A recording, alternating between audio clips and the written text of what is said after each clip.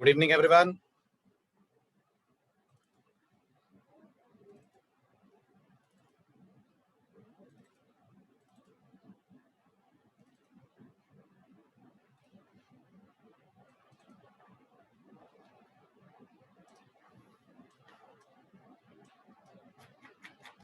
चलिए, तो last lecture में लास्ट यूनिट की शुरुआत मैंने कर दी थी। आज उसे करते हैं कंक्लूड, और वो था अपने जावास्क्रिप्ट कोड के थ्रू फॉर्म्स को हैंडल करने का तरीका। तो मैंने आपको ये बता दिया था आप जेएस में फॉर्म ऑब्जेक्ट को कैसे एक्सेस करेंगे। अब डिस्कशन को बढ़ाते हैं अपन आगे और बात करते हैं फॉर्म ऑब्जेक्ट तक पहुंचने के बाद फॉर्म के अंदर के एलिमेंट्स को आप कैसे एक्सेस करेंगे। बिल्कुल, अपन ने बात कर ली थी, आप फॉर्म को एक्सेस करेंगे तो उसको उसके नाम से एक्सेस करेंगे। नाउ लेट्स डिस्कस फॉर्म के अंदर अगर कोई टेक्स्ट बॉक्स है, चेक बॉक्स है, तो उसका डेटा आपको कैसे मिलेगा। तो गौर करिएगा, फॉर्म के अंदर का डेटा एक्सेस करने का भी जावास्क्रिप्ट में आपके पास जो तरीके हैं वो दो हैं, राइट। ध्यान दीजिए, पहला तरीका है, आपके पास जो फॉर्म ऑब्जेक्ट है उस फॉर्म ऑब्जेक्ट के पास एक प्रॉपर्टी है। क्या नाम है उस प्रॉपर्टी का, ध्यान से देखिए। सॉरी, पहले मैं फर्स्ट स्लाइड ले लूं। ये देखिए, पहले यहां से शुरू करते हैं। तो अगर आपके पास फॉर्म ऑब्जेक्ट आ गया है तो फॉर्म ऑब्जेक्ट को एक्सेस करने के लिए पहला स्टेप होता है आप फॉर्म ऑब्जेक्ट के अंदर के इनपुट कंट्रोल तक जाएं, है ना। ध्यान दें, पहला तरीका है फॉर्म ऑब्जेक्ट के इनपुट कंट्रोल तक जाएं। When I am saying about input control, तो मेरा मतलब है ये आपने फॉर्म बनाया और मान लीजिए फॉर्म के अंदर आपने इनपुट में टाइप इक्वल टू टेक्स्ट लिखा। तो ये जो टेक्स्ट बॉक्स है ये फॉर्म के अंदर है। तो एक स्टेप है कि आप पहले यहां तक पहुंचे, इस टेक्स्ट बॉक्स तक पहुंचे। इस टेक्स्ट बॉक्स तक पहुंचने के बाद इसके पास एक प्रॉपर्टी है टेक्स्ट बॉक्स के पास। क्या नाम है उस प्रॉपर्टी का? उस प्रॉपर्टी का नाम है वैल्यू, राइट। आपको याद होगा वैल्यू नाम का एट्रीब्यूट भी होता है HTML में, और डॉम में वैल्यू नाम की प्रॉपर्टी भी होती है। तो अगर आप इस टेक्स्ट बॉक्स तक पहुंच गए तो इसके कंटेंट्स आपको मिलेंगे यूजिंग वैल्यू प्रॉपर्टी। यहाँ इस बात को समझना बहुत जरूरी है कि यहाँ ना तो इनर टेक्स्ट काम करेगा, गौर करिएगा, ना इनर HTML काम करेगा। इनर टेक्स्ट और इनर HTML तब काम करते हैं जब आप किसी टैग तक जा रहे हैं, पैराग्राफ, डिव, स्पैन, उनके लिए इनर टेक्स्ट और इनर HTML है। लेकिन अगर आपको टेक्स्ट बॉक्स का डेटा चाहिए, आपको चेक बॉक्स का डेटा चाहिए, तो इनसे इनर टेक्स्ट और इनर HTML से नहीं मिलते हैं। ये आपको मिलते हैं किससे? ये आपको मिलते हैं वाया वैल्यू प्रॉपर्टी। ये आपको मिलेंगे with the help of value property. समझ आई मेरी बात? और खाली इनपुट ही नहीं, चेक बॉक्स की बात भी हो रही है, ड्रॉप डाउन की भी बात हो रही है। हर एक का डेटा वैल्यू से ही मिलेगा आपको, ठीक है। अब बात करते हैं फर्स्ट स्टेप कैसे करेंगे आप, कैसे पहुंचेंगे आप टेक्स्ट बॉक्स तक। तो जेएस कहती है अगर आपको वाया जावास्क्रिप्ट टेक्स्ट बॉक्स तक जाना है तो इसके लिए भी आपके पास दो तरीके हैं। पहला तरीका, जो आपने फॉर्म ऑब्जेक्ट उठाया है, लास्ट लेक्चर में याद है, फॉर्म ऑब्जेक्ट को नाम दे देंगे तो आपको नाम के थ्रू फॉर्म ऑब्जेक्ट मिल जाएगा, है ना। तो इमेजिन करिए ये आपका फॉर्म ऑब्जेक्ट है। इमेजिन करिए इस फॉर्म ऑब्जेक्ट को पॉइंट आपका वेरिएबल एफ कर रहा है। तो जो वेरिएबल एफ है, जो फॉर्म ऑब्जेक्ट का वेरिएबल है, इसके पास एक प्रॉपर्टी है जिसका नाम है एलिमेंट्स। गौर करिएगा, नाम में एस है। क्या लगता है आपको ये प्रॉपर्टी क्या देती होगी? ये प्रॉपर्टी आपको एक एरे देती है, राइट। इस प्रॉपर्टी से आपको एक एरे मिलेगा। किसका एरे मिलेगा? किसका एरे मिलेगा? एरे मिलेगा इनपुट कंट्रोल्स का। मतलब फॉर्म के अंदर अगर कोई पैराग्राफ होगा तो वो इस एरे का पार्ट होगा। फॉर्म के अंदर अगर कोई पैराग्राफ होगा तो वो इस एरे का पार्ट होगा? नहीं, नहीं होगा। गौर से देखिए, मैंने लिखा है इनपुट कंट्रोल्स का एरे है ये, राइट। पैराग्राफ क्या इनपुट कंट्रोल है? क्या यूजर पैराग्राफ में कुछ लिख सकता है? नहीं लिख सकता। तो याद रखें, फॉर्म के अंदर पैराग्राफ, डिव, स्पैन कुछ भी हो, एलिमेंट्स में वो सब नहीं आएंगे। एलिमेंट्स प्रॉपर्टी में सिर्फ इनपुट कंट्रोल्स आएंगे। बाकी आप खुद सोचिए, अगर आपको एलिमेंट से एरे मिल गया तो फिर उस एरे का डेटा मिल जाएगा, मिल जाएगा। लगाना पड़ेगा आपको सबस्क्रिप्ट, सबस्क्रिप्ट में देना पड़ेगा इंडेक्स, और इंडेक्स के बाद डॉट लगा के लिखना पड़ेगा वैल्यू। आ रही है बात समझ? जल्दी जल्दी बोलिए, समझ आ रहा है? राइट। फॉर एग्जाम्पल शुरू से देखते हैं। ये आपके पास फॉर्म है, इमेजिन करिए। फॉर्म का नाम आपने रखा हुआ है माई फॉर्म।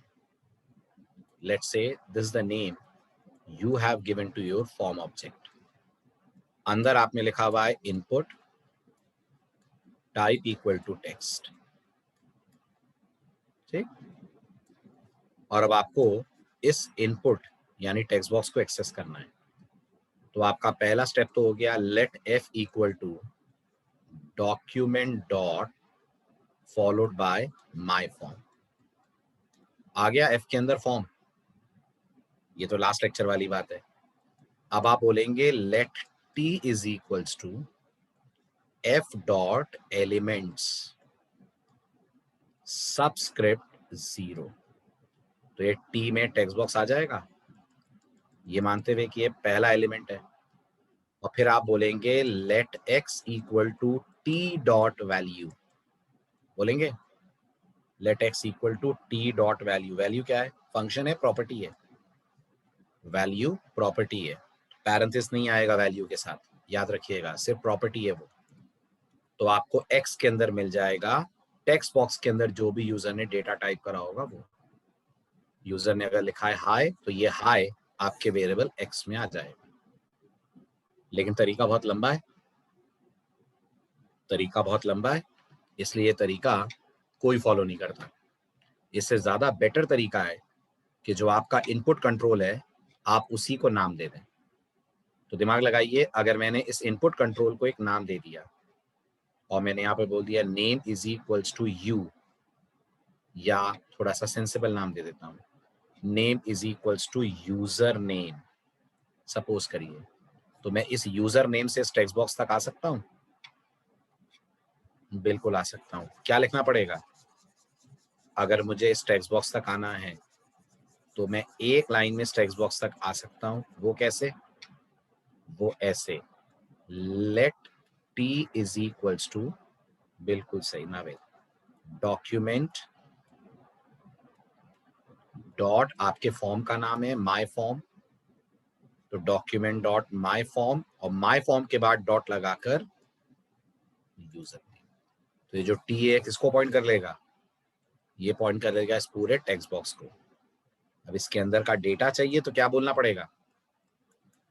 तो बोलना पड़ेगा टी डॉट। बताएं, चीजें समझ आ गई हो तो प्रैक्टिकल पे चलें। कोई डाउट है दिमाग में तो पूछिए। Everything clear? No queries, no doubts?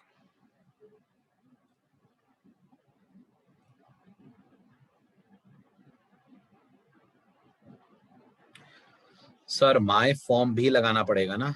हाँ लगाया ना, डॉक्यूमेंट डॉट माई फॉर्म लिखा तो है। डॉक्यूमेंट डॉट माई फॉर्म के बाद ही तो लिखा है यूजर नेम।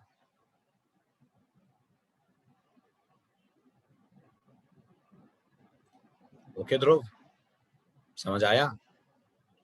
फॉर्म के अंदर की प्रॉपर्टी है ये, नहीं direct document dot user name नहीं चलेगा।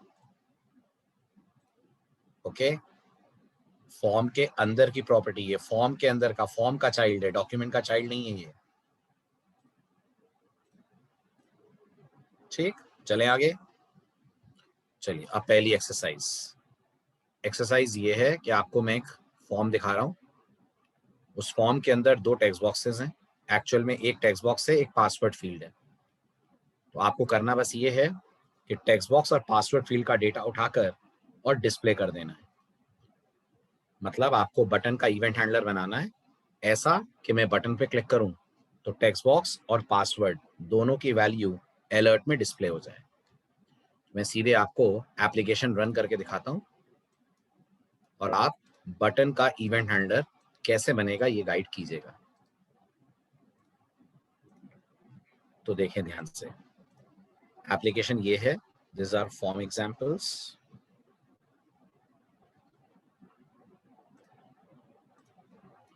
ये हमारा HTML पेज है, पहले आप अच्छे से HTML पेज देख लीजिए और बताइए इसमें कोई डाउट तो नहीं है। HTML पेज समझ में आ रहा है? HTML पेज में फॉर्म टैग के अंदर आपने यूजर से लॉगिन आईडी मांगी है, आपने यूजर से पासवर्ड मांगा है, लॉगिन आईडी टेक्स्ट बॉक्स में गई है, पासवर्ड पासवर्ड में गया है, ठीक है। नीचे एक बटन दिया हुआ है, राइट, जो टाइप इक्वल टू सबमिट है। जैसे ही मैं इस बटन पे क्लिक कर रहा हूं, मैं चाहता हूं एक इवेंट हैंडलर रन हो, और वो इवेंट हैंडलर हमें क्या दे? वो इवेंट हैंडलर हमें इन टेक्स्ट बॉक्सेस की वैल्यू दे दे। तो नोटिस करिए, जैसे ही मैंने इसको रन करा, ये मेरे पास वेब पेज आया। थोड़ा सा मैं फॉन्ट बढ़ा देता हूं। यहाँ लॉगिन आईडी मैंने लिखा, मान लीजिए के सचिन, पासवर्ड मैंने लिखा एडमिन। अब जैसे ही मैं लॉगिन पे क्लिक करूं, मुझे अलर्ट में दिख जाए यूजर नेम के सचिन है, पासवर्ड एडमिन है। आप बना सकते हैं इस बटन के लिए कोडिंग? जल्दी बोलिए, टाइम वेस्ट नहीं कीजिए। बना सकते हैं? बनाइए जल्दी। इस app.js के लिए क्या कोड लिखा जाएगा, जरा लिख के दिखाएं। HTML आपके सामने है, app.js का कोड आप लिख के बताइए।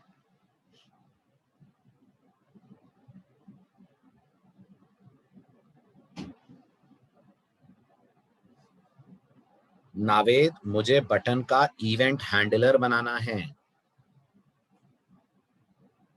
ये लाइनें इवेंट हैंडलर के बाहर हैं, अंदर हैं, कैसे समझ में आ रहा है?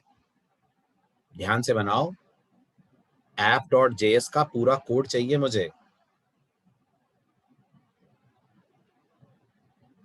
तो बटन कैसे मिला तुम्हें? बटन तक कैसे पहुंचे?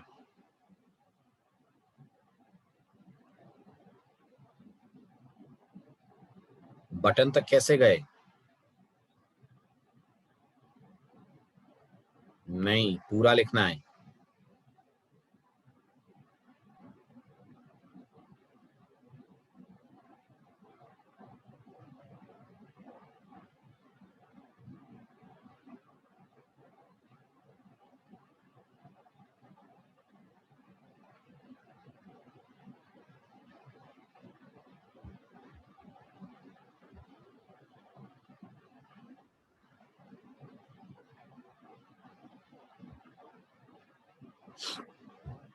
क्या होगा तरीका, बताएं।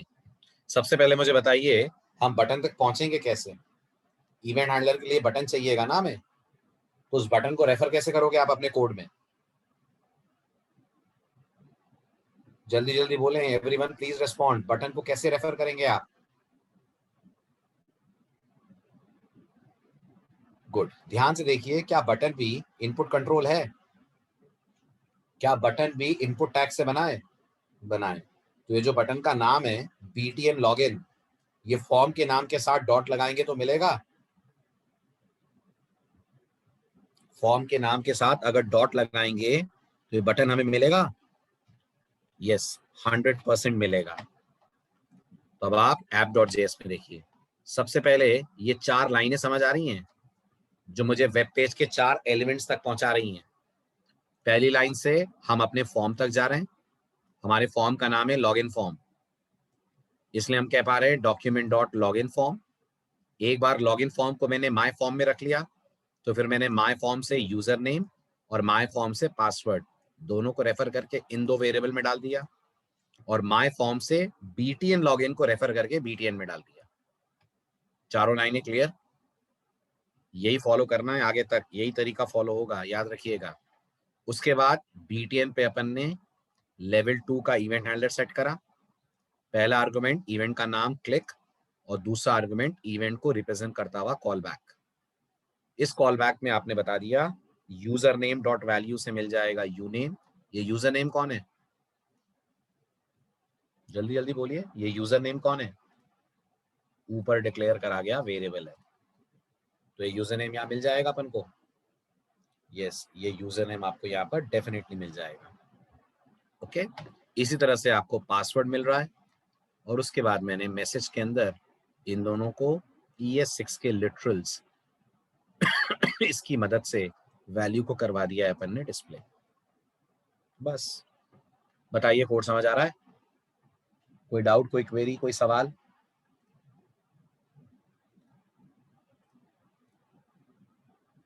चलो आगे। Very good. ये था आपका फर्स्ट एग्जाम्पल।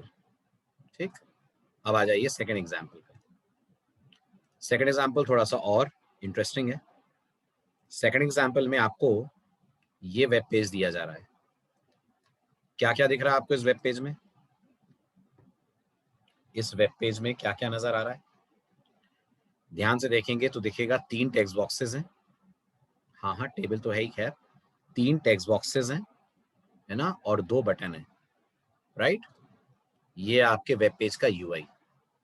करना क्या है? करना ये है, यहाँ यूजर टाइप करेगा फर्स्ट नंबर, यहाँ यूजर टाइप करेगा सेकंड नंबर। क्या होगा जब वो ऐड पे क्लिक करेगा? तो इन दोनों का सम ये तीसरे वाले टेक्स्ट बॉक्स में आ जाना चाहिए। क्लियर है क्वेश्चन? जल्दी बोलिए, क्लियर है? और जब वो क्लियर पे क्लिक करेगा तो क्या होगा? तो ये सारे टेक्स्ट बॉक्सेस क्लियर हो जाने चाहिए।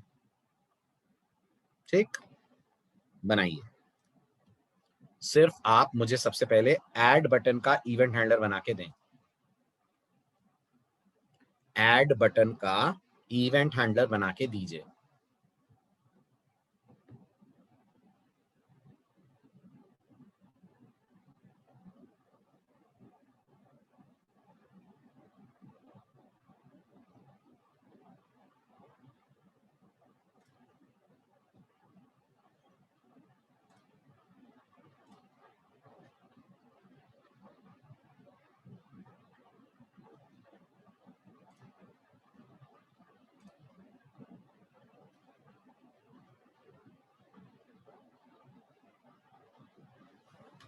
फॉर्म का नाम है माई FRM।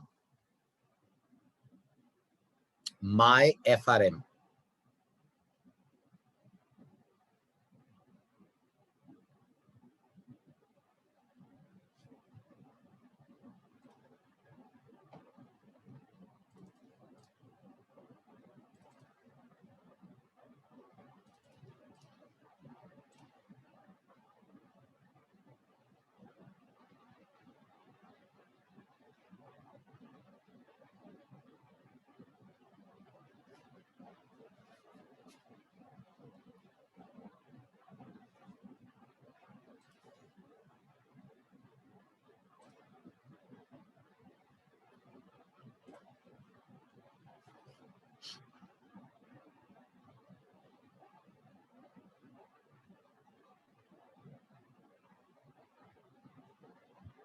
मुझे ऐड बटन का कोड चाहिए नावेद।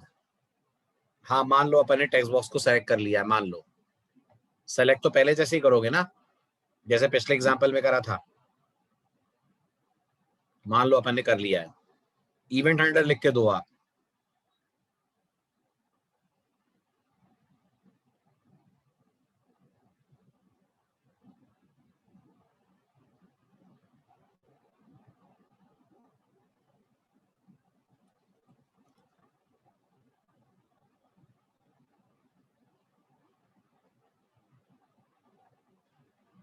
यस, बिल्कुल सही।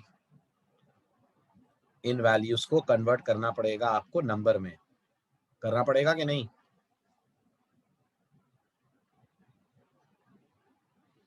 करना पड़ेगा ना, क्योंकि टेक्स्ट बॉक्स के अंदर जो बाय डिफॉल्ट होता है वो तो स्ट्रिंग स्टाइल में होता है। बस यही देखना था मुझे। तो ये रहा आपका इवेंट हैंडलर का कोड। इवैल यूज करेंगे। इवैल क्या होता है? क्या होता है इवैल?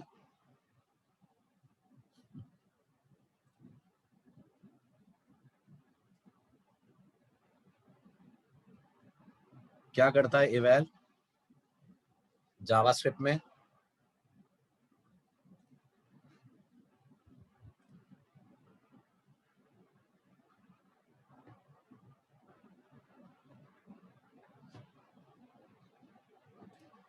अभी करता हूँ बात ध्रुव, अभी करता हूँ, 2 मिनट रुक जाइए।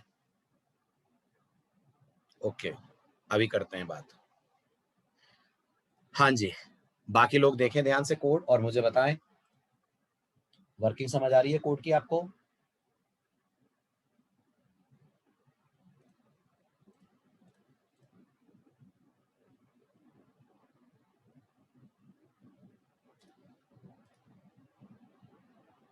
राइट, तो करिए ट्रेस मेरे साथ इस कोड को, how the code is working. तो अगर आप ध्यान से ऑब्जर्व करें तो प्रोग्राम आपका सबसे पहले इवेंट हैंडलर सेट कर रहा है क्लिक पे। यहाँ लिख रहा है let F num equal to T X T F N O dot value, let S num equal to T X T S N O dot value. इससे अपन को दोनों के टेक्स्ट बॉक्सेस की वैल्यू मिल गई, यस और नो। और एक बार आपको वैल्यू मिल गई उसके बाद आपका प्रोग्राम नेक्स्ट टास्क कर लेगा। करेक्ट, दोनों को अपन ने नंबर में कन्वर्ट करा, नंबर में कन्वर्ट करने के बाद मैंने T X T result dot value से इन दोनों को ऐड करके करवा दिया थर्ड वाले टेक्स्ट बॉक्स के अंदर स्टोर। ये भी क्लियर है? इतना भी समझ आ रहा है? करा लिया, ओके। और नेक्स्ट वाला जो मैंने इवेंट हैंडलर बनाया है वो भी सिंपल है, वो भी आप समझ पा रहे हैं क्या कर रहा है? गुड, उसमें मैंने मल्टी असाइनमेंट ऑपरेटर यूज करा है। सम वाली लाइन एक बार बता रहा हूं, मल्टी असाइनमेंट ऑपरेटर मैंने यूज करा है और राइट टू लेफ्ट सारे टेक्स्ट बॉक्सेस की वैल्यू को क्लियर कर दिया है। सम वाली लाइन में नेहा क्या डाउट हो रहा है? सम वाली लाइन में नेहा क्या डाउट हो रहा है? सम वाली लाइन तो बस इतना ही कर रही है ना कि जो वैल्यूज आपके वेरिएबल्स में आई है उन वैल्यूज को नंबर फंक्शन की मदद से कन्वर्ट कर रही है, दैट्स इट।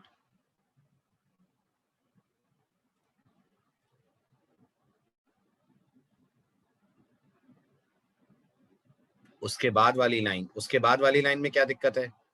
हमारे पास थर्ड टेक्स्ट बॉक्स है, थर्ड टेक्स्ट बॉक्स के अंदर हमें वैल्यू असाइन करनी है, तो हम लोगों ने क्या करा है? थर्ड टेक्स्ट बॉक्स से अपन ने क्या करा है? जल्दी बोलें फटाफट।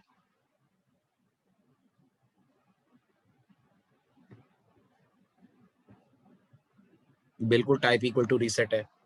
तो थर्ड टेक्स्ट बॉक्स में मैंने वैल्यू को सम असाइन कर दिया है, इतना ही तो करा है बस। तो इसमें डाउट क्या आ गया?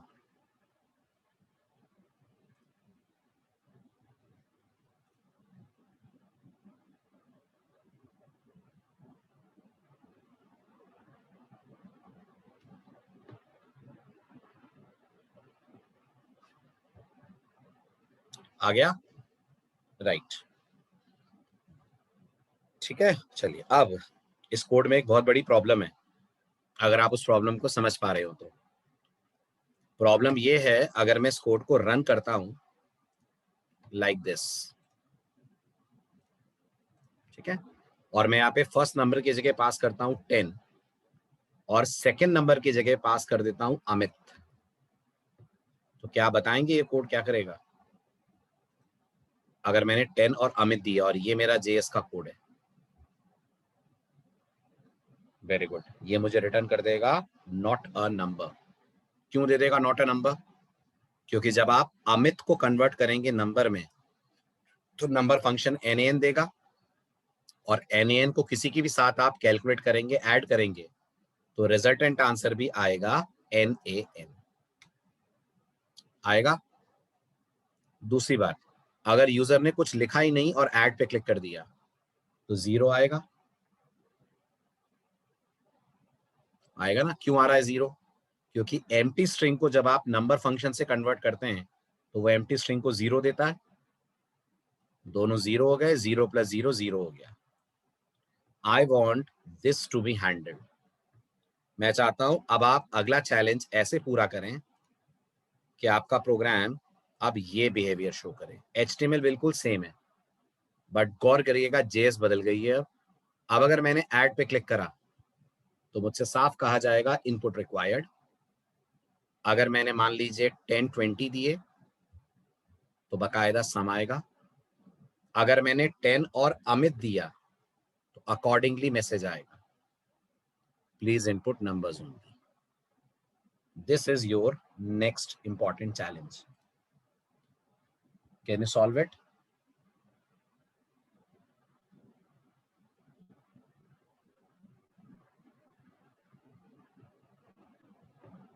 कर सकते हैं? Very good. क्या चेंज करना पड़ेगा बताइए, क्या चेंज आएगा और कहाँ आएगा ये चेंज? क्या चेंज आएगा और ये चेंज कहाँ आएगा?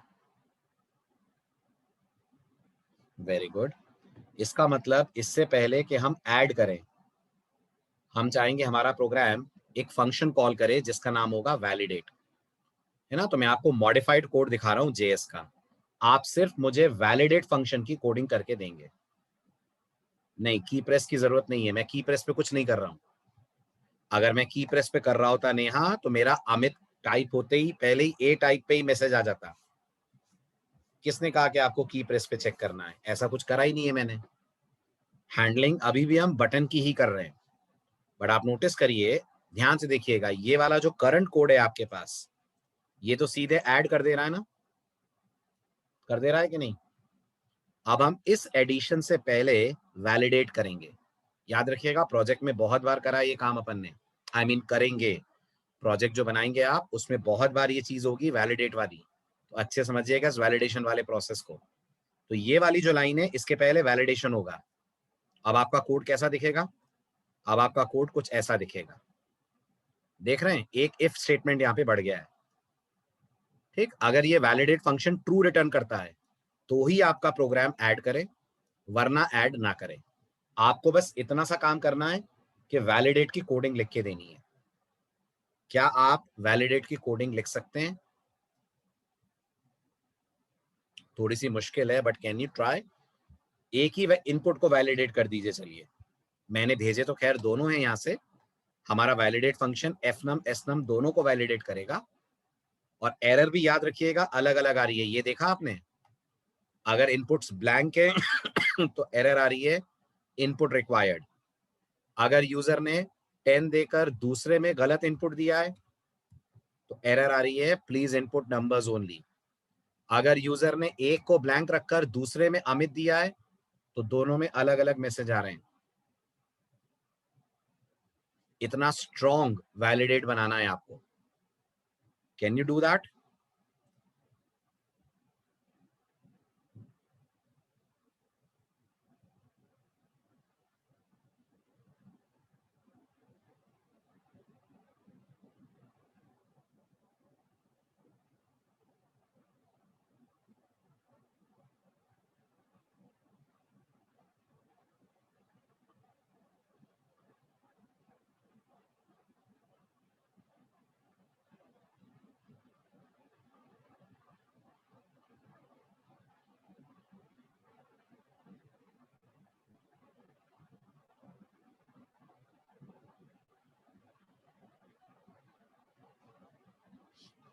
बन पाएगा?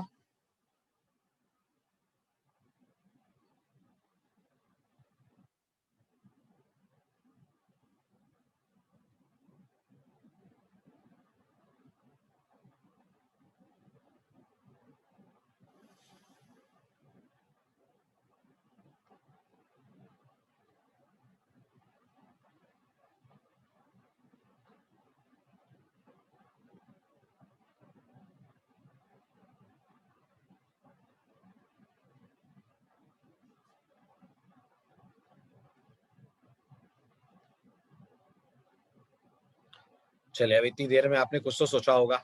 सबसे पहले बताइए, आप वैलिडेट में जो इफ कंडीशन लगाएंगे वो क्या क्या चेक करेगी? Everyone please respond. वैलिडेट में जो इफ कंडीशन लगाएंगे वो क्या क्या चेक करेगी? वो दो चीजें चेक करेगी। नंबर वन, वो ये भी चेक करेगी स्ट्रिंग एम्प्टी तो नहीं है, और अगर एम्प्टी नहीं है तो वो ये भी चेक करेगी कि क्या ये स्ट्रिंग एक वैलिड नंबर है। आ रही है बात समझ? दो चीजें चेक करनी है आपको, राइट? अब ये कैसे चेक करोगे कि स्ट्रिंग एम्प्टी है कि नहीं? ये कैसे चेक करोगे स्ट्रिंग एम्प्टी है कि नहीं? तो ये चेक करेंगे आप लेंथ प्रॉपर्टी से। लेंथ प्रॉपर्टी से ध्रुव, वैल्यू की क्या जरूरत है? अगर लेंथ 0 है, स्ट्रिंग के पास लेंथ प्रॉपर्टी है ना। अगर लेंथ 0 है तो ऑब्वियस सी बात है स्ट्रिंग एम्प्टी है, वैल्यू तक जाए क्यों? ठीक है। दूसरी चीज, ये कैसे चेक करेंगे कि ये स्ट्रिंग एक वैलिड नंबर है कि नहीं? ये कैसे चेक करेंगे कि ये स्ट्रिंग एक वैलिड नंबर है कि नहीं? तो एक फंक्शन पढ़ा था आपने इनिशियल डेज में, अगर आप भूले ना हो तो, जिसका नाम था is NaN। याद है? नहीं ध्रुव, पार्स आईएनटी रिकमेंडेड प्रैक्टिस नहीं है, कैसी बात कर रहे हो? ये 6 पढ़ रहे हैं और पार्स आईएनटी यूज करेंगे अपन, और उसने फ्लोट दे दिया तब, 2.5 और 3.5 दे दिया तब, राइट? चलिए अब देखिए ध्यान से, वैलिडेट का code. This is complete code for validate. समझने की कोशिश करिए मेरे साथ एक एक लाइन को। सबसे पहले बताइए ये एफ नम और एस नम में क्या आया है? एफ नम और एस नम में क्या आया है? इसमें दो वैल्यूज आई हैं। पहला केस लेते हैं, दोनों वैल्यूज वैलिड नंबर्स हैं। तो गौर करिएगा, अभी तक ये नंबर स्ट्रिंग में ही है कि ये इंट में कन्वर्ट हो गए हैं? जब वैलिडेट कॉल हुआ है तो ये दोनों स्ट्रिंग ही हैं कि इंट में कन्वर्ट हो गए हैं? गुड, अभी तक ये स्ट्रिंग ही है। अब आपका प्रोग्राम एक बूलियन टाइप वेरिएबल ले रहा है इज वैलिड, जिसको इनिशियली करा हुआ है अपन ने ट्रू। सबसे पहले हम चेक कर रहे हैं कि क्या एफ नम की लेंथ 0 है, राइट? अगर एफ नम की लेंथ 0 है तो प्रोग्राम इफ की बॉडी के अंदर चला जाएगा। अगर एफ नम की लेंथ 0 नहीं है, जैसे कि हमारे केस में नहीं है, तो वो चेक करेगा क्या is N n f num true दे रहा है। आप बताइए, क्या इज एन एन 10 ट्रू है? नहीं, इज एन एन 10 को लेकर फॉल्स देगा। तो ये पूरा इफ स्किप हो जाएगा, यहां से लेकर यहां तक का पूरा इफ स्किप हो जाएगा। हो जाएगा, ठीक। तो मैंने एक स्पैन लगा रखा है टेक्स्ट बॉक्स के से साइड में, वहां जो एरर मैसेज आ रहा है उस एरर मैसेज को मैंने ब्लैंक कर दिया है। ये स्टेप का पर्पस समझ आया आपको? पहली बार में तो इसका कोई फर्क नहीं पड़ेगा, लेकिन अगली बार एरर मैसेज हटना चाहिए ना, अगर इनपुट सही आया है तो हमने उस एरर मैसेज को हटाया है, राइट? और इसके साथ में टेक्स्ट बॉक्स के साथ रिमूव एट्रीब्यूट कर दिया है क्लास। ये लाइन से क्या हो रहा है? जल्दी जल्दी जवाब दें, ये लाइन से क्या हो रहा है?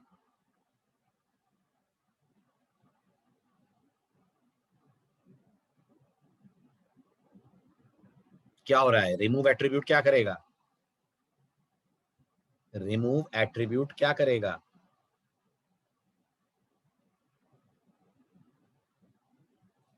Very good, remove attribute class attribute को रिमूव करेगा। वेरी गुड, एरर वाली सीएसएस को रिमूव कर देगा। रिमूव एट्रीब्यूट का काम होगा एरर वाली सीएसएस रिमूव करना। हालांकि अगर आप ध्यान से सोचें तो अभी एरर वाली सीएसएस लगी नहीं है ना इस पे। फर्स्ट टाइम पे अगर हम देखें तो अभी लगी नहीं है, अभी इन दोनों लाइनों का कोई मतलब नहीं है। लेकिन जब अगली बार ये कोड चलेगा और मान लीजिए एरर पहले से हुई, तब ये लाइनों का मतलब समझ आएगा, है ना? जैसे इमेजिन करिए, यूजर ने आपको पहले इनपुट में दिया हुआ है अमित और दूसरे में दिया हुआ है 20। सोचिए, अगर उसने पहले में अमित दिया हुआ है तो अमित की लेंथ 0, ये कंडीशन फॉल्स है, राइट? लेकिन इज एन एन ट्रू है, राइट? अंदर आएंगे तो F num dot len double equal to 0 false है। आप ध्यान से देखिए, एल्स वाला पार्ट चलेगा? चलेगा। एल्स वाला पार्ट स्पैन में ये एरर मैसेज डालेगा, प्लीज इनपुट नंबर्स ओनली डालेगा। स्पैन का कलर क्रिम्सन कर देंगे अपन, कर देंगे। और txtfno पे एक क्लास ऐड करेंगे जिसका नाम एरर है, करेंगे। अब ये क्लास कहाँ है?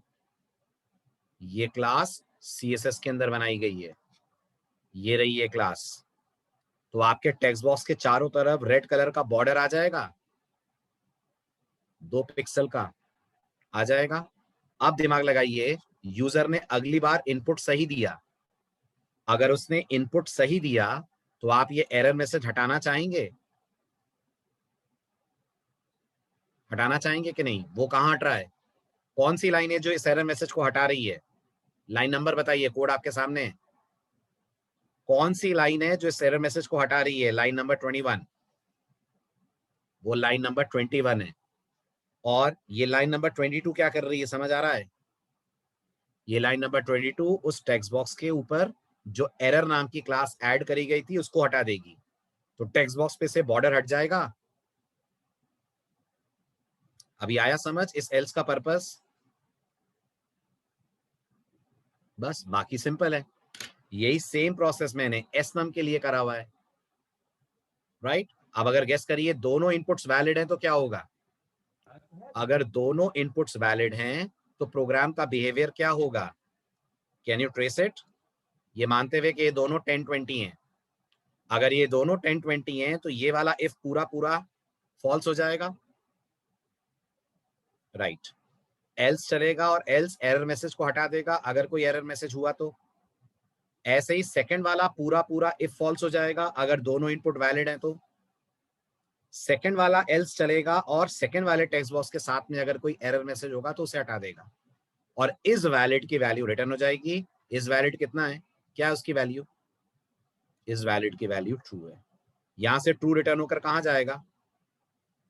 यहां से ट्रू रिटर्न होकर आपके इस इफ फंक्शन इफ स्टेटमेंट पे आएगा, इफ के कॉल पे आएगा। अगर इफ के कॉल की रिटर्न वैल्यू ट्रू आ रही है तो फिर ये इफ की बॉडी चलेगी और प्रोग्राम वैलिड तौर पे नंबरों को ऐड करके सम दिखा देगा। आ रहा है समझ वैलिडेशन कैसे कर रहे हैं? यही है जावास्क्रिप्ट की एक और इंपॉर्टेंट पावर कि आप जावास्क्रिप्ट से वैलिडेशन कर सकते हैं प्रॉपर तरीके से।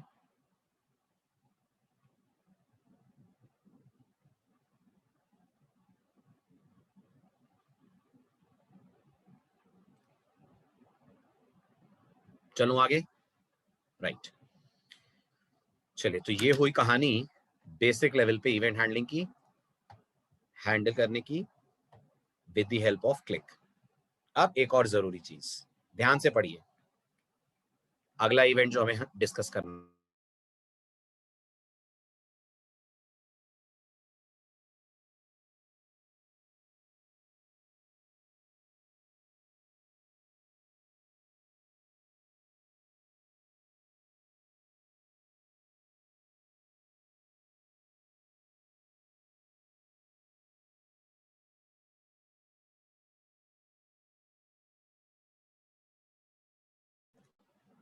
सर चेकबॉक्स वाले एग्जाम्पल भी करा दीजिए। चेकबॉक्स वाले इसी के जैसे हैं, वो आपको करने हैं, असाइनमेंट में आएंगे, ठीक है? चलिए अब आते हैं अपन नेक्स्ट इंपॉर्टेंट इवेंट पे। अभी तक आपने देखा हमने हमारे प्रोग्राम में क्लिक इवेंट हैंडल करा है, यस और नो? है ना? आपने गौर करा होगा मैंने बटन कौन सा लिया है फॉर्म में? लाइन 21 और 22 के ऊपर नीचे होने से कोई फर्क, let me get back to the code. यहां की लाइन 21 और 22 की बात कर रहे हैं, ये दोनों कोई फर्क नहीं है, दोनों अलग अलग कंपोनेंट्स है ना, तो कोई फर्क पड़ेगा ही नहीं, ठीक है? चलिए, तो मैं कह रहा था अगर आप इस कोड को ऑब्जर्व करें तो मैंने जो बटन लिया है वो लिया है इस बार input type equal to button, एक नॉर्मल बटन लिया है, और इस नॉर्मल बटन पे मैंने अप्लाई करा हुआ है क्लिक इवेंट, करा हुआ है। आपको याद होगा HTML आपको एक और बेहद इंपॉर्टेंट बटन देती है जिसका नाम होता है सबमिट बटन, देती है, राइट? याद है आपको सबमिट बटन की क्या खासियत होती है? What is so special about that submit button? बताएं, सबमिट बटन की HTML में क्या खासियत होती है? खासियत ये होती है सबमिट बटन को क्लिक करने पर सबमिट इवेंट फायर होता है, ध्यान से सुनिएगा, और फॉर्म सर्वर को सबमिट हो जाता है, हो जाता है ना? लेकिन द मोस्ट इंपॉर्टेंट पॉइंट, ये इवेंट फायर कब होता है? ये इवेंट फायर तब होता है जब यूजर सबमिट पे क्लिक करता है ना? लेकिन ये जो सबमिट इवेंट है, सरप्राइजिंगली ये बटन का इवेंट नहीं है, ये फॉर्म ऑब्जेक्ट का इवेंट है। I repeat my words again, submit button पे क्लिक करने पर सबमिट नाम का इवेंट फायर होता है, राइट?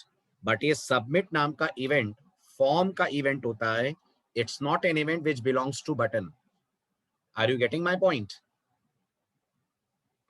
इसका मतलब जब आप इसके लिए जावा स्क्रिप्ट बनाएंगे, ध्यान दीजिएगा, जब आप इसके लिए जावा स्क्रिप्ट बनाएंगे और इवेंट हैंडलर सेट करेंगे तो इवेंट हैंडलर सेट करते वक्त क्या ध्यान रखेंगे? इवेंट हैंडलर सेट करते वक्त क्या ध्यान रखेंगे? नंबर 1, इवेंट का नाम क्या होगा? इवेंट का नाम सबमिट होगा। Very good Deepansh. और उस इवेंट हैंडलर को कॉल बटन ऑब्जेक्ट नहीं करेगा, उस इवेंट हैंडलर को कॉल फॉर्म का ऑब्जेक्ट करेगा। तो आप बोलोगे my form dot add event listener, और यहां पर आएगा सबमिट इवेंट, और यहां आपके इवेंट की कोडिंग आएगी। समझ आई मेरी बात? नहीं आई? समझ आई मेरी बात कि नहीं आई? आई? एक बार दोबारा सुन लीजिए, एक बार दोबारा सुन लीजिए। मैं ये समझा रहा हूं आपको, इस वक्त जो आपने इवेंट हैंडलर बनाया है वो क्लिक इवेंट के लिए बनाया है, यस और नो? है ना? क्लिक इवेंट बटन का इवेंट होता है ना, क्लिक इवेंट बटन का इवेंट होता है ना, यस। इसलिए गौर करिए, ऐड इवेंट हैंडलर को बीटीएन ऐड कॉल कर रहा है, और अगर आप थोड़ा ऊपर जाकर देखें तो बीटीएन ऐड आपका बटन है ना, राइट? अगर मैं आपसे कहता हूं यहां क्लिक की जगह सबमिट लिख दो, यहां क्लिक की जगह सबमिट लिख दो, तो गौर करिएगा सबमिट इवेंट बटन का नहीं होता, सबमिट बटन का भी नहीं होता, वो किसका होता है? वो फॉर्म ऑब्जेक्ट का इवेंट होता है। सब लोग समझ रहे हैं मेरी इस बात को? Everyone is able to understand this point? वो फॉर्म ऑब्जेक्ट का इवेंट होता है ना? ठीक है। तो अपना इस एग्जांपल को अगर हम देखें,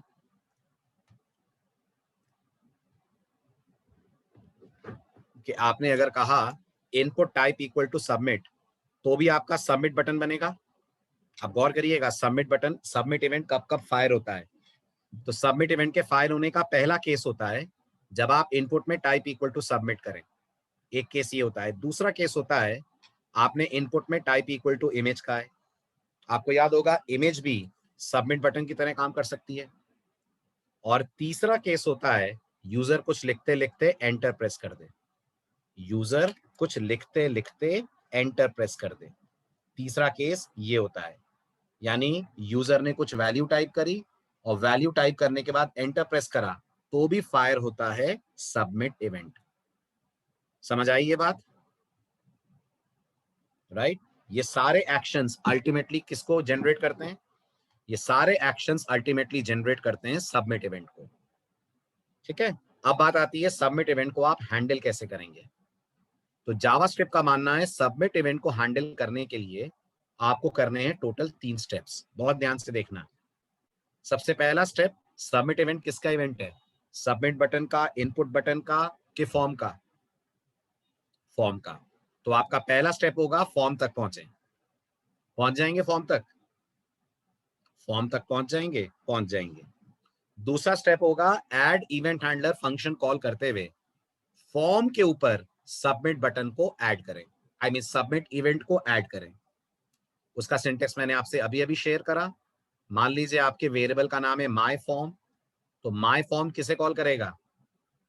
माई फॉर्म कॉल करेगा ऐड इवेंट लिसनर को, और क्या पास करेगा?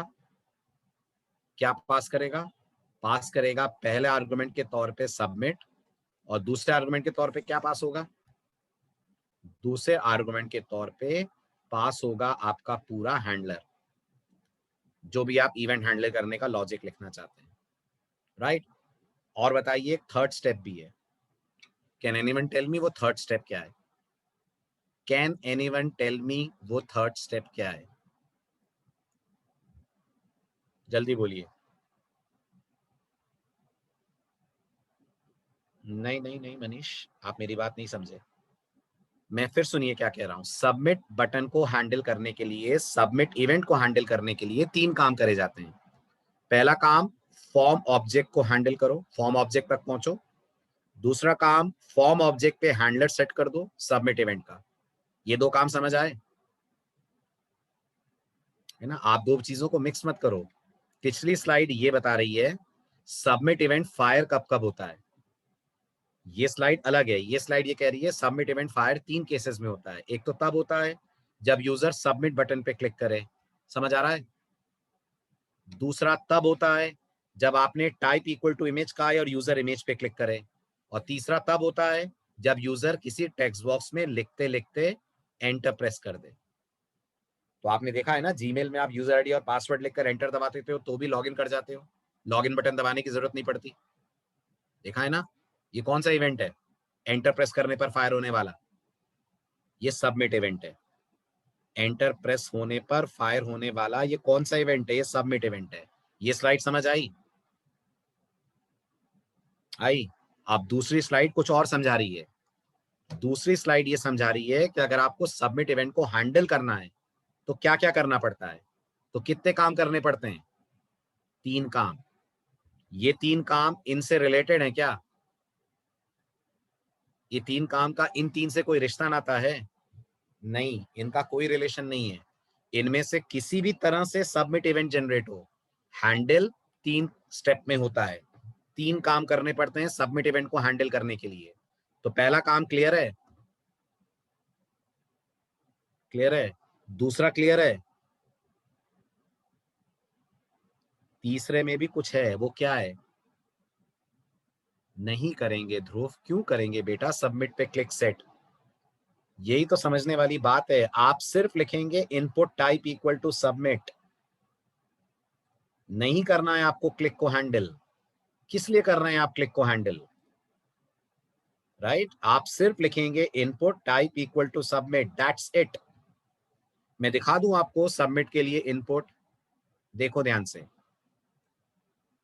नहीं दीपांश, देखो आप HTML देखो और इस बार देखो मैंने क्या लिखा हुआ है।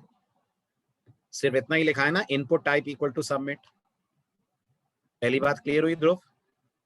दूसरी बात, ध्यान से देखो और मुझे बताओ, मैंने जावास्क्रिप्ट कोड में कहीं भी सबमिट बटन को रेफर करा है? देखो ध्यान से और बताओ, कहीं भी सबमिट बटन का नाम लिया है मैंने? नहीं लिया है ना। यही तो समझने वाली बात है। यही तो समझने वाली बात है। इवेंट फायर कौन करवा रहा है? इवेंट फायर करवा रहा है सबमिट बटन। इसके कारण इवेंट फायर हो रहा है, लेकिन उसे हैंडल कौन कर रहा है? गौर से देखो, उसे हैंडल फॉर्म कर रहा है। This is the point I want you all to understand. Everyone is getting this? ये ट्विस्ट है। ठीक है, ठीक। तो आप नोटिस करिए, हमने माई फॉर्म का ऑब्जेक्ट बना लिया। हाँ के ना? बना लिया माई फॉर्म का object. Okay, I mean form का ऑब्जेक्ट माई फॉर्म के नाम से। माई फॉर्म पे इवेंट हैंडलर सेट कर दिया। माई फॉर्म पे मैंने इवेंट हैंडलर सेट कर दिया। हाँ जी, कर दिया। तो ये 2 काम हो गए। हाँ जी, 2 काम हो गए। अब मैं कह रहा हूं एक तीसरा काम भी है। वो तीसरा काम क्या है? सोचो, थोड़ा सा दिमाग दौड़ाओ, थोड़ा सा घिसो दिमाग। बताओ तीसरा काम क्या है? नहीं बेटा, वो तो दूसरे में ही हो जाएगा दीपांश। वो तो दूसरे में ही हो जाएगा। वो तो दूसरे में ही हो जाएगा। यस और नो? नहीं, तीसरा काम है, दिमाग लगाइए। आपने अपना इवेंट हैंडलर इंप्लीमेंट कर लिया। सोचो, कर लिया। उसने अपना काम कर दिया, ऐड वैड करना है जो भी करना है। राइट। अब ये जो इवेंट हैंडलर है, इसके 2 रिजल्ट्स होंगे। या तो काम हो पाया होगा और या तो काम नहीं हो पाया होगा। अगर काम नहीं हो पाया है, आई मीन वैलिडेशन फेल हो गया है, तो सबमिट बटन का जो डिफॉल्ट बिहेवियर है उसे कैंसिल करोगे कि नहीं? याद है सबमिट का डिफॉल्ट बिहेवियर क्या होता है? सबमिट का डिफॉल्ट बिहेवियर होता है सर्वर पे डेटा भेजना।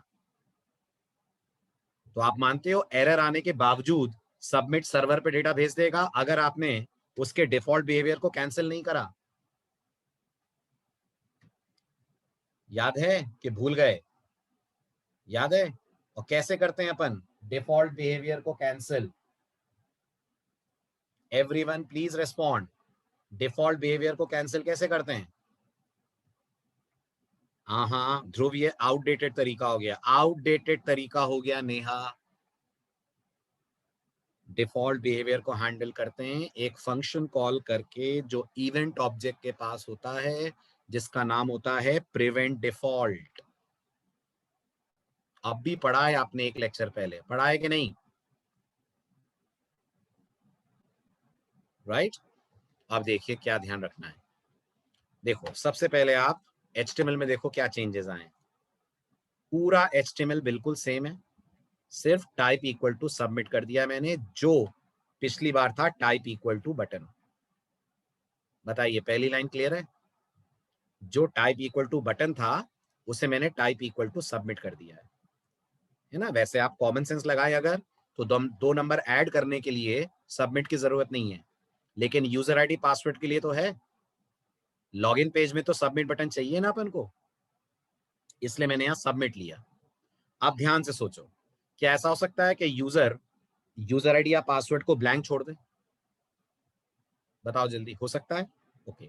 अगर यूजर आईडी और पासवर्ड में से किसी को ब्लैंक छोड़ता है, तो क्या पेज सर्वर पे सबमिट होना चाहिए? नहीं होना चाहिए। एरर मैसेज आना चाहिए कि text boxes can not be left blank. वो अपन ला सकते हैं, वो सीख लिया अपन ने लाना, वो तो हमारा इवेंट हैंडलर ला ही देगा। बट आप कैसे बोलोगे ब्राउजर को कि एरर मैसेज के बाद सर्वर पे पेज सबमिट ना करो? उसके लिए वो आपने थर्ड स्टेप पढ़ा, पढ़ो ध्यान से थर्ड स्टेप।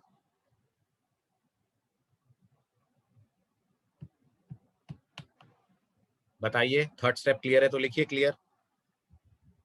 थर्ड स्टेप समझ में आ गया है तो लिखिए क्लियर। आ गया? अब देखिए मैं थर्ड स्टेप को अगर हम नहीं करते हैं तो उसका असर क्या होता है वो आपको दिखाने जा रहा हूं। यही है ना प्रिवेंट डिफॉल्ट, करेक्ट? अब मैं इसको कर देता हूं कमेंट आउट। भूल गया मैं प्रिवेंट डिफॉल्ट करना। मतलब ये मैंने बिल्कुल क्लिक जैसा हैंडल करा है ना, ये बिल्कुल क्लिक जैसा हैंडल हो गया जैसे क्लिक में कर रहे थे। अब इसको आप रन कीजिए। ठीक है, यहां मैंने कुछ लॉगिन आईडी दी, कुछ पासवर्ड दिया। क्या ये फॉर्म सबमिट होना चाहिए? क्या ये फॉर्म सबमिट होना चाहिए? क्या ये फॉर्म का डेटा सर्वर पे जाना चाहिए? क्यों नहीं जाना चाहिए मनीष, कैसी बात कर रहे हो? क्या डेटा फिल नहीं कर दिया है यूजर ने? अरे सही डेटा गलत डेटा तो सर्वर बताएगा ना दीपांश, कंफ्यूज हो रहे हो। यूजर आईडी और पासवर्ड सही है कि गलत है, क्या ये क्लाइंट पे बैठ के पता लग जाएगा अपन को? क्या अपन ने एजेक्स लगा रखा है क्या? क्या अपन ने एजेक्स पढ़ लिया? नहीं पढ़ा। एजेक्स पढ़ा होता तो बात अलग थी, अभी तो एजेक्स नहीं आता ना, अभी तो ये डेटा सर्वर पे जाकर ही वैलिडेट होगा ना। थोड़ा थोड़ा सा डीपली सोचो, यूजर आईडी पासवर्ड सही है कि गलत है, इसके लिए डेटाबेस प्रोग्रामिंग लगेगी कि नहीं? डेटाबेस से डेटा फैच होगा कि नहीं? तो वो डेटाबेस से डेटा फैच जावास्क्रिप्ट कर लेगी क्या यहाँ बैठकर? है ना? तो मैं कह रहा हूं अभी के लिए हमारे प्रोग्राम में गलत सिर्फ ये होगा ना कि फॉर्म का डेटा एम्प्टी हो, ये गलत मान रहे हैं हम, समझ रहे हैं?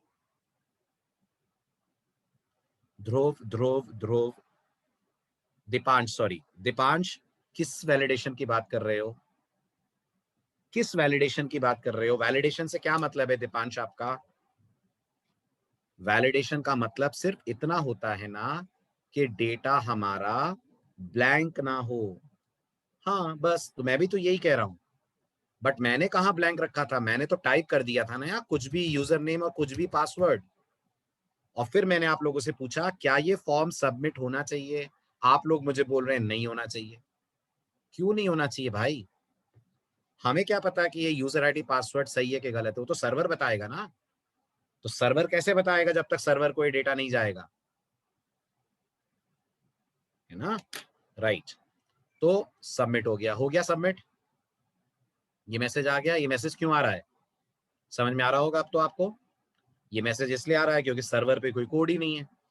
अगर सर्वर पे पाइथन का कोई कोड या जावा का कोई कोड होता, सर्वर चल रहा होता, तो जरूर हमारा सेकंड पार्ट चलता। बट वो तो चल नहीं रहा है अभी। ठीक है, अब मैं ये कह रहा हूं क्या ये फॉर्म भी सबमिट होना चाहिए?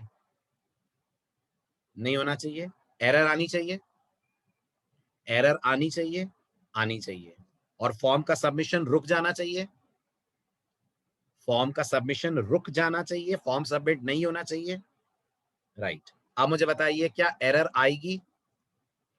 ये रहा आपका इवेंट हैंडलर, बिल्कुल आएगी, देख रहे हैं ना आप चेक कर रहे हैं लेंथ अगर 0 है तो यूजर नेम ब्लैंक नहीं हो सकता, पासवर्ड की लेंथ अगर 0 है तो पासवर्ड ब्लैंक नहीं हो सकता, है ना। लेकिन एरर आने के बावजूद आपको पता है क्या होगा, फॉर्म सर्वर पे सबमिट हो जाएगा। देखना ध्यान से, बहुत जल्दी होगा, इसलिए ध्यान से देखना। देखा, एरर दिखी थी, फिर देख लीजिए, तो ये तो गलत बिहेवियर है ना। एरर दिखे लेकिन फॉर्म सबमिट नहीं होना चाहिए ना, राइट। तो उसे कौन रोकेगा, उसे कौन रोकेगा, उसे रोकेगा प्रिवेंट डिफॉल्ट। वो प्रिवेंट डिफॉल्ट कहां लिखेंगे आप, वो प्रिवेंट डिफॉल्ट लिखेंगे आप लास्ट में। कुछ कंडीशन होगी ना जिसके बेस पर आप ये तय करेंगे प्रिवेंट डिफॉल्ट करना है कि नहीं करना है, वो कंडीशन चेक होगी और फिर आप लिख देंगे प्रिवेंट डिफॉल्ट। मैंने अपने कोड में वो कंडीशन क्या बनाई है, मैंने अपने कोड में वो कंडीशन बनाई है इज वैलिड वेरिएबल की वैल्यू का फॉल्स होना। तो अगर इज वैलिड मुझे फॉल्स मिलता है, इसका मतलब कोड वैलिड, डेटा वैलिड नहीं है, इसका मतलब वैलिडेशन फेल हो गया है, यस, तो मैंने कॉल कर लिया है प्रिवेंट डिफॉल्ट। आई होप समझ आ गया होगा, करेक्ट। अब आप चेक करिए क्या होगा। अब अगर आपने गलत सबमिट करा, सेव नहीं करा क्या, सेव नहीं करा, सेव करिए, रिफ्रेश करिए, तो चेक करिए अब आपका फॉर्म सबमिट नहीं हो रहा है। ये भी समझ आई बात, ठीक है। अब मैं आपको एक और चीज बताता हूं, मुझे नहीं पता जो मैं बता रहा हूं वो कहां लगेगा, वो आपको सोचना है, ठीक है। मैं आपको एक और यूं कह लीजिए मंत्र बता रहा हूं, अब इस मंत्र का उपयोग कहां करना है वो आपको सोचना है ना। गुरु शिष्य को मंत्र देता है ना, फिर शिष्य को सोचना है उसको किस परिस्थिति में यूज करना है। सुनिए एक मंत्र, जावास्क्रिप्ट कहती है कि आप अपने फॉर्म ऑब्जेक्ट से भी सबमिट इवेंट फायर कर सकते हैं।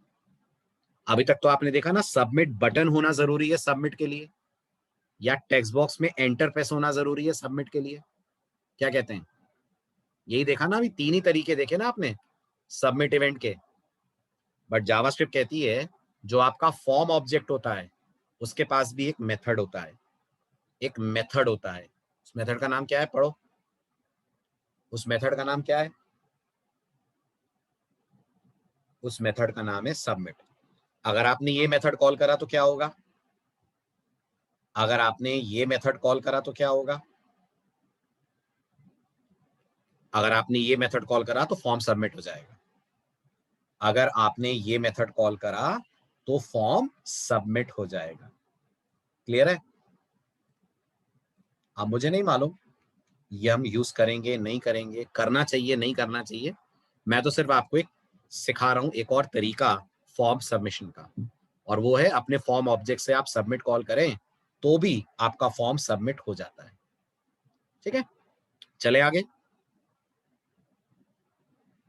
मल्टीपल फॉर्म हो तो उनका अपना अपना सबमिट बटन होगा, अगर मल्टीपल फॉर्म होंगे तो आप जिस फॉर्म को रेफर करोगे उसी के लिए तो हैंडलर बनेगा ना, क्यों ना वेद, मल्टीपल फॉर्म के मल्टीपल अपने अपने सब सबमिट होंगे, तो अगर मल्टीपल फॉर्म होंगे तो उनके नाम तो अलग होंगे ना, दोनों ही तो FRM लॉगिन नहीं होंगे ना, एक FRM लॉगिन होगा एक FRM रजिस्टर होगा, ठीक है। चलिए, आप ये जो कोड फिलहाल आपको दिख रहा है एक बार देख लीजिए और मुझे बताइए अगर इसमें कोई डाउट नहीं है तो, क्योंकि मैं चाह रहा हूं जो आगे वाले कोड है वो डिस्कस कर ले अपन, वो ज्यादा इंपॉर्टेंट है। ये वैसा ही है जैसा आपने अभी अभी देखा है 2 नंबर ऐड करते वक्त, आ रहा है ना समझ में, सेम पैटर्न है ना कोड का। लेंथ चेक करी, लेंथ 0 है तो एरर दे दिया, CSS लगा दी, लेंथ 0 नहीं है तो एरर हटा दी, CSS हटा दी, वही अपन ने पासवर्ड के साथ करा है। I don't think this is difficult to understand, कर पा रहे हैं ट्रेस, फिर भी कोई डाउट हो तो पूछ लीजिए। और ये इस वैलिड का रोल समझ आ रहा है, इस वैलिड हमारा बूलियन वेरिएबल है, कभी भी हमारी एरर कंडीशंस ट्रू हो जाती हैं तो इस वैलिड को हम फॉल्स कर देते हैं, और अगर इस वैलिड फॉल्स है तो हमारा इफ स्टेटमेंट फॉर्म का सबमिशन रोक देता है। और ये ई कहां से आया हमारे पास, ये ई कहां से आ गया? तो आपको याद होगा जब भी आप कोई इवेंट हैंडल करते हैं, जेएस पास करती है उसको एक ऑब्जेक्ट, बस उसी को रिसीव कराया अपन ने। आ रहा है समझ? ये कोड क्लियर है सबको? शाबाश। अब अगला कोड, वो भी करते हैं डिस्कस। पढ़ लीजिए पहले आप अच्छे से क्वेश्चन, अगर क्लियर है तो लिखिए क्लियर, मैं इसका डिस्कशन शुरू करूं।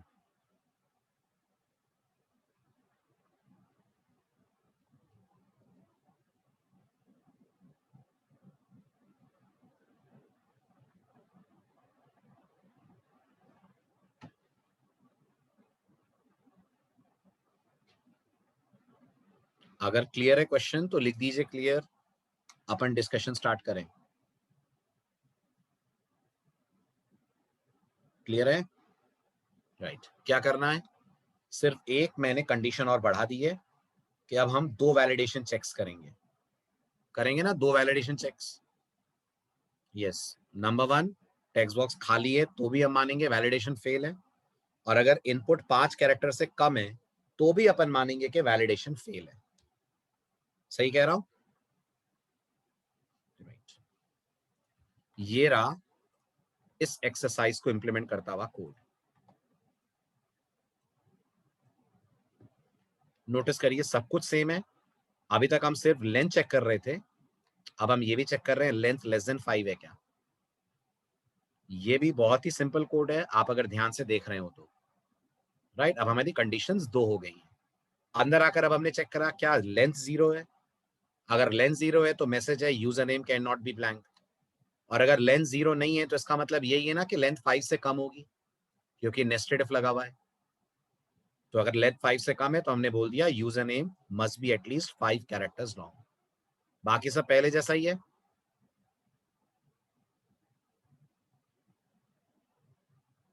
जल्दी जल्दी बोलो, बाकी सब पहले जैसा ही है? समझ आ रहा है? Very good. अब अगर मैं इसको रन करता हूं, अब अगर मैं यहां पर क्लिक करूंगा तो ये मुझे बोलेगा ब्लैंक वाला मैसेज। अगर मैंने यूजर नेम दे दिया सचिन और क्लिक करा तो नोटिस करिए सचिन के आगे से एरर मैसेज हट गया, क्योंकि सचिन की लेंथ कितनी है? 6। हमारी वैलिडेशन कंडीशन थी 5 की, और मैंने सचिन का सैच कर दिया। तो आप लॉगिन पे क्लिक करूंगा तो क्या होगा? तो आएगा अकॉर्डिंगली 5 कैरेक्टर्स लॉन्ग वाला एरर मैसेज। ये भी क्लियर है? अब तीसरा ट्विस्ट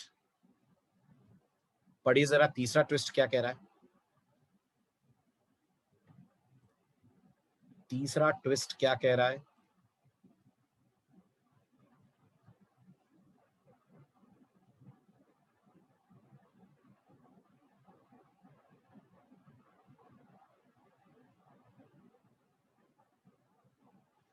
तीसरा ट्विस्ट आपको 2 और चेंजेस करने को कह रहा है। तीसरा ट्विस्ट ये कह रहा है कि अगर यूजर ने यूजर आईडी और पासवर्ड सही सही भर दिया तो आप 2 काम करेंगे। एक तो आप यहां सक्सेस बोलेंगे, बोलेंगे है ना, और 2 सेकंड बाद फॉर्म सबमिट होना चाहिए। आ रहा है ना समझ में? 2 सेकंड के बाद फॉर्म सबमिट होना चाहिए। अभी क्या हो रहा है, अगर मैंने यूजर आईडी पासवर्ड दोनों प्रॉपरली फिल करें तो फॉर्म तुरंत सबमिट हो जाएगा ना। अभी के लिए अगर मैंने कहा सचिन और मैंने कहा एडमिन तो फॉर्म तुरंत सबमिट हो जाएगा ना। अब तुरंत सबमिट नहीं होना चाहिए। अब क्वेश्चन में चेंज ये कर दिया गया है कि सबमिट होने से पहले 2 सेकंड तक कोड आपका वेट करे, और इस 2 सेकंड में यूजर को क्या दिखाए? इस 2 सेकंड में यूजर को क्या दिखाए? यूजर को सक्सेस का मैसेज दिखाए। तो देखिए मैंने 2 की जगह 3 सेकंड करा हुआ है, ताकि आप ध्यान से देख लें।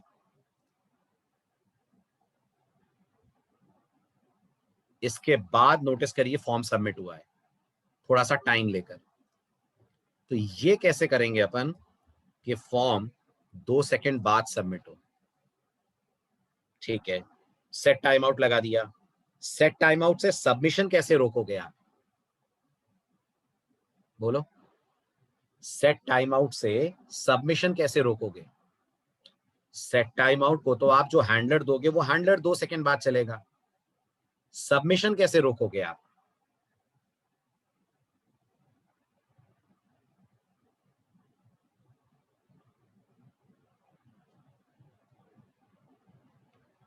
जल्दी बोलिए। सबमिशन रोकेंगे नहीं, सबमिशन करेंगे। सोचो, अगर हम सेट टाइम आउट लगा देंगे अपने कोड के अंदर, तो नोटिस करिए 3 सेकंड तक कुछ भी नहीं होगा ना, 3 सेकंड बाद ये लाइन लिखेंगे। हाँ, तो ये आ गया ना सिनेरियो, देखो ध्यान से, यहां तक देखो, सक्सेस का मैसेज आ गया, यहां तक समझो, सक्सेस का मैसेज आ गया। अगर इस वैलिड की वैल्यू ट्रू है तो, राइट, अगर इस वैलिड की वैल्यू ट्रू है तो ये पूरी लाइन चलने से सक्सेस का मैसेज आ जाएगा, करेक्ट। इसके बाद ये पार्ट क्या कर रहा है ये बताओ? ये पार्ट आपके प्रोग्राम के लिए 3 सेकंड के लिए पॉजिंग देगा, और 3 सेकंड के बाद क्या होगा? 3 सेकंड के बाद क्या होगा? फॉर्म सबमिट हो जाएगा। लेकिन हाँ, अब मेरा एक क्वेश्चन है आप लोगों से, जो नॉर्मल वाला सबमिट है वो नहीं चलेगा क्या? क्या वो मेरे 3 सेकंड के लिए रुकेगा? जावा ब्राउजर भी तो अपनी तरफ से सबमिशन करेगा ना, कि नहीं करेगा? करेगा ना। तो आप देखो, सबसे ऊपर कुछ दिख रहा है, मैंने कुछ करा हुआ है, देखिए सबसे ऊपर वाली लाइन, वेरी इंपॉर्टेंट लाइन। ये लाइन करके अपन ने ब्राउजर को क्या बोला है? ये लाइन करके अपन ने ब्राउजर को बोला है तुम तो सबमिट करना ही मत। आ रहा है समझ? इस लाइन की इंपॉर्टेंस समझ में आ रही है आपको? इस लाइन की इंपॉर्टेंस समझ में आ रही है? क्या है इस लाइन की इंपॉर्टेंस? सभी लोग जवाब दें।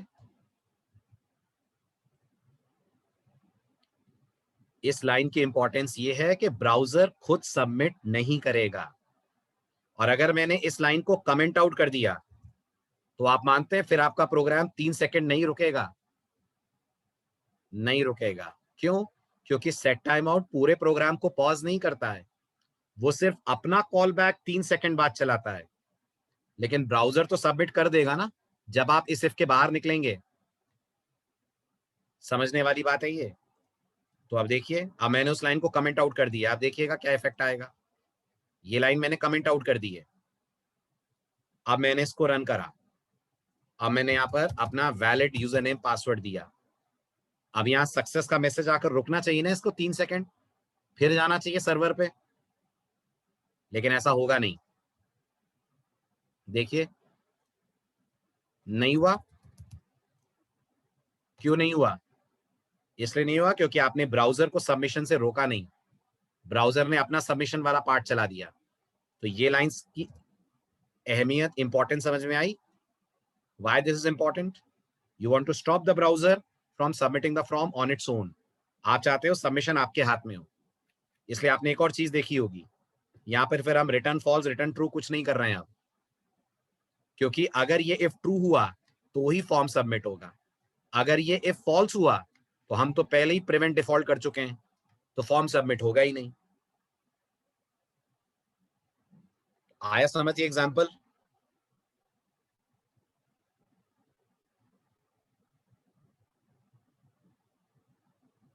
जल्दी जल्दी बोले, इज दिस एग्जांपल क्लियर?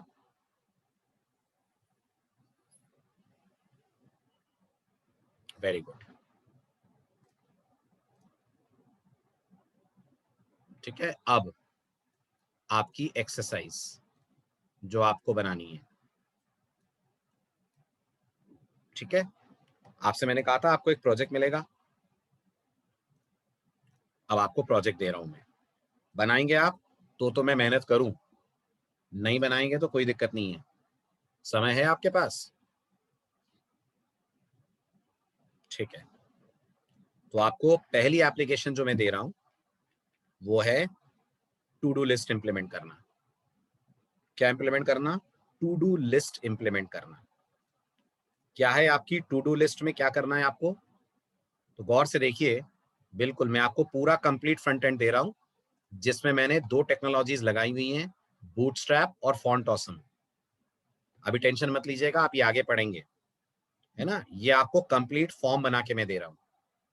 इस फॉर्म को रन करने पर ये ऐसा दिखेगा। फॉन्ट साइज छोटी कर दूं, ये फॉर्म ऐसा दिखेगा, राइट। ये क्या लगा हुआ है, ये बूटस्ट्रैप और फॉन्ट ऑसम लगा हुआ है इस वेब पेज पे, ठीक है।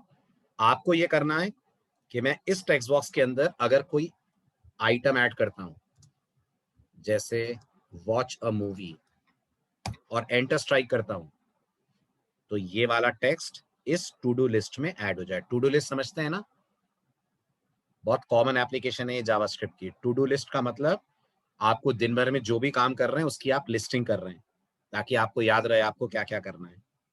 तो मुझे बुक पढ़नी है, मुझे ऑनलाइन क्लास लेनी है, गाने सुनने हैं, मूवी देखनी है, राइट।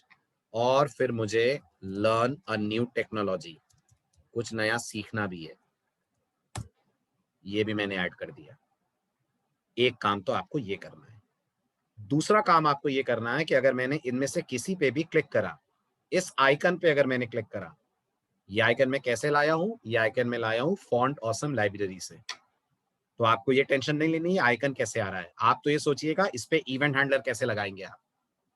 तो मैं जैसे ही इस आइकन पे क्लिक करूं, ये रीड अ बुक हट जाए। समझ आया, ठीक है। इसके अलावा मोस्ट इंपॉर्टेंट काम, जितनी मॉडर्न वेबसाइट्स हैं आपने अगर उसमें कभी देखा हो, जैसे listen to music, listen to news, और टेक क्लासेस, ऐसे मैंने लिखा है। अब ये जो ऊपर टेक्स्ट बॉक्स दिख रहा है, इसमें मैं जैसे जैसे टाइप करता जाऊंगा, ये लिस्ट फिल्टर होनी चाहिए। ये लिस्ट फिल्टर होनी चाहिए, फिल्टर होनी चाहिए, समझ रहे हैं। जो लेटर्स मैं टाइप करूंगा, वो लेटर्स अगर स्ट्रिंग में आ रहे हैं तो वो स्ट्रिंग रहे, बाकी हट जाए। जैसे अगर मैं एल टाइप करता हूं, तो बताइए क्या क्या रहेगा। अगर मैं एल टाइप करता हूं तो क्या क्या रहेगा, एल, सिर्फ एल। तो देखिए सिर्फ वो स्ट्रिंग्स रह रही हैं जिनमें एल आ रहा है। नहीं नहीं, देखो, टेक ऑनलाइन क्लास में एल आ रहा है, आ रहा है। लिसन टू म्यूजिक में एल आ रहा है। और ये देखिएगा मैंने केस इनसेंसिटिव सर्च लगा रखी है, ये भी नोटिस में आ रहा है आपके। मैंने एल कैपिटल टाइप करा है, टेक ऑनलाइन क्लास में एल छोटा है, फिर भी आपका कोड उसको दिखाएगा। अब मैंने एल के बाद ई करा, तो बताइए किस किस में एल ई आ रहा है। एल ई एक साथ किस में आ रहा है, किसी में नहीं आ रहा है। एल ई एक साथ सभी में आ रहा है, क्यों अंकित। एल ई एक साथ किसी में नहीं आ रहा है, तो सब हट जाएंगे। एल आई, एल आई एक साथ ऑनलाइन में आ रहा है, ऑनलाइन में एल आई आ रहा है, राइट। लिसन टू म्यूजिक में एल आई आ रहा है, यस। लिसन टू न्यूज में एल आई आ रहा है, यस। अब मैंने उसके बाद एल आई एस करा, ऑनलाइन में एल आई एस नहीं आ रहा है, तो वो ऑनलाइन हट गया, ठीक है। अब मैंने कहा लिसन टू, अब इसके बाद अगर मैं म्यूजिक का एम प्रेस करता हूं, तो लिसन टू न्यूज हट जाएगा। और जैसे जैसे मैं डिलीट करता जाऊं ये आते भी जाएं, ये करना है। दिस इज योर चैलेंज, फटाफट जवाब दीजिए, बन जाएगा। ये है HTML, मैं आपको HTML पूरी दे रहा हूं, ऊपर मैंने बूटस्ट्रैप लगा रखी है, ओके। और CSS पूरी दूंगा मैं आपको, ये CSS पूरी है, ओके। आपका काम है बस जावास्क्रिप्ट का कोड बनाना। तो आपसे जो मैं शेयर करूंगा वो ये करूंगा, टू डू लिस्ट प्रोजेक्ट, इसमें JS वाली फाइल बिल्कुल ब्लैंक है, पूरा JS कोड आपको लिखना है। CSS वाली फाइल डिजाइन की गई है, HTML डिजाइन की गई है, ये पूरी मैं आपको दे रहा हूं। आपका टास्क है जेएस को कंप्लीट करके लाना। हो जाएगा?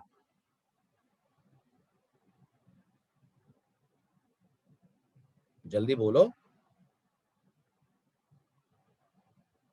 ठीक, तो ये करके लाइएगा आप। अगला लेक्चर इसके डिस्कशन पे होगा हमारा, and then will migrate to Django server side coding. ठीक, तो अब एडवांस जावा वाले इस बैच में अब आने की जरूरत नहीं है, बस एक लेक्चर आइएगा आप सैटरडे जब ये प्रोजेक्ट डिस्कस होगा, उसके बाद एडवांस जावा वाले अपने बैच में आए, Django वाले अपने बैच में आएंगे। ठीक है,